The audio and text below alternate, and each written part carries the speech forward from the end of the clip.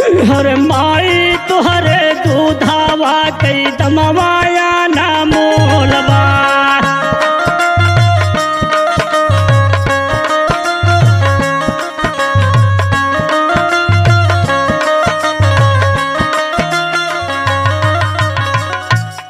गोपी चंदा कहते ने माई कर्म जोन केहू के लिखा रहला केहू बाँच के ना सुनाए पावत माई।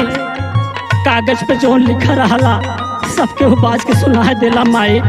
हमें जाए द माई हमरे कर्म में भगवान जो भी फकीर लिखे हैं माई। गोपी चंदा कहते हैं हर कगजा कैली खनिया माई सब केहू